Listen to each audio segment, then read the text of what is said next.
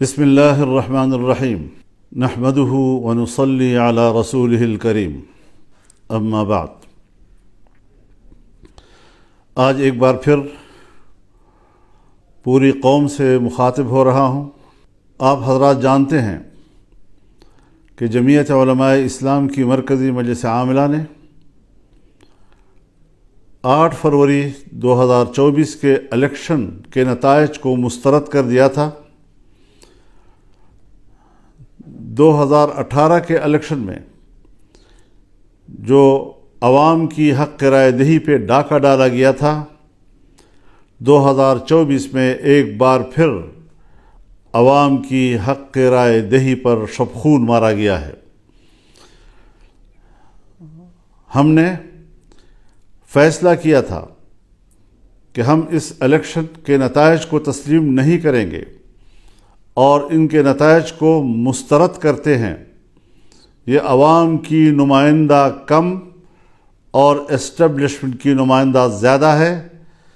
ہمیں عوام کی طرف جانا ہوگا، عوام کو اعتماد میں لینا ہوگا تاکہ وہ اپنے ووٹ کے حق کے لیے متحد ہو سکے، ان کی صفوں میں وحدت آ سکے اور وہ اس قابل ہو سکے کہ وہ اپنے ووٹ کو تحفظ دے سکیں اور اپنے حق رائے دہی اس کو محفوظ کر سکے۔ یہ ایک واضح موقف ہے ہمارا اور اس موقف کی طرف ہم نے آگے بڑھنے کا فیصلہ کیا ہے۔ چنانچہ انشاءاللہ العزیز اللہ تعالیٰ کی فضل اور اس کی تائید کے ساتھ ہم 25 اپریل کو بلوچستان سے اس تحریک کا آغاز کریں گے اور ان اجتماعات کو ہم عوامی اسمبلی کا نام دیں گے۔ 25 اپریل کو بلوچستان میں پشین کے مقام پر بہت بڑا جلسہ کیا جائے گا جس میں بلوچستان کے عوام شریک ہوں گے۔ اسی طریقے سے 2 مئی کو کراچی میں بہت بڑا عوامی اسمبلی کا انعقاد ہوگا اور سندھ کے عوام اس میں شریک ہوں گے۔ ہماری تیسری عوامی اسمبلی پشاور میں ہوگی اور 9 مئی کو اس کا انعقاد ہوگا جس میں صوبہ خیبر پختونخوا کے تمام لوگوں کو دعوت دی جائے گی اور اس عوامی اسمبلی میں وہ شرکت کریں گے۔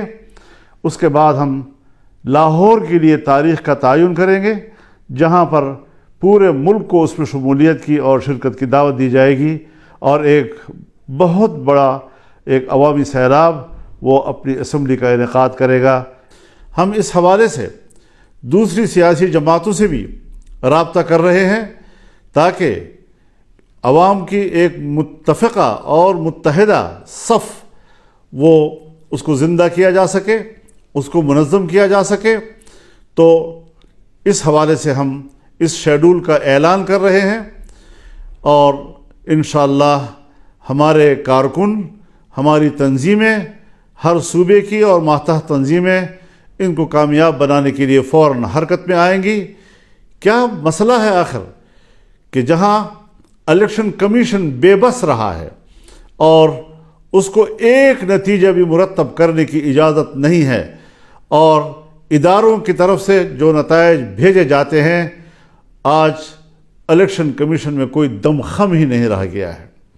ہماری سول بیوروکریسی اس میں تو جو مداخلت ہو رہی ہے اور جو ان کے آئینی اور قانونی اختیارات ہیں اس میں بھی خفیہ ادارے اور ایجنسیاں مداخلت کر رہی ہیں جس میں احتجاج کرنے کا کوئی دم خم ہی نہیں رہا ہے۔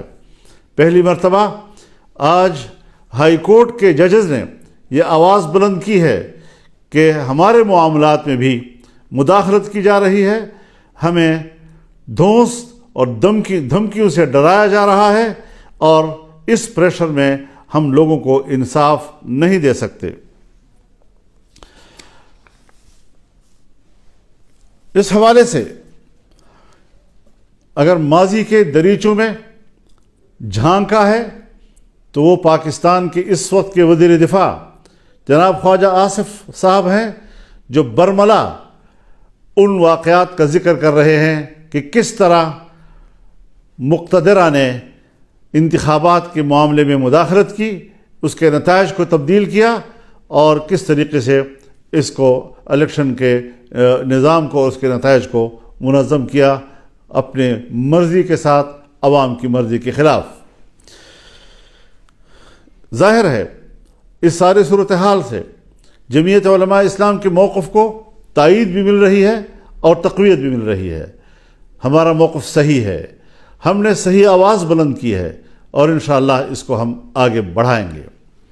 میں ایک دوسرا اعلان بھی اپنی مرکزی مجلس عاملہ کے اراکین کے مشاورت کے ساتھ، اکثر دوستوں نے ہمیں یہی مشورہ دیا ہے کہ جو ضمنی الیکشن کا شیڈول آیا ہے، اس ضمنی الیکشن کا بائیکاٹ کیا جائے گا۔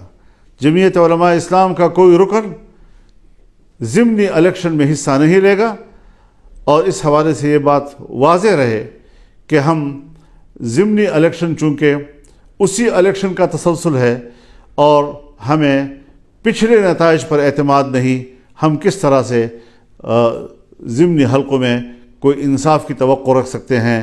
ہم پھر ایک بار مقتدرہ کا کھیل کا نشانہ بنیں گے، اور اس طریقے سے عوام کی حق رائے دہی کے ساتھ کھلواڑ کیا جائے گا۔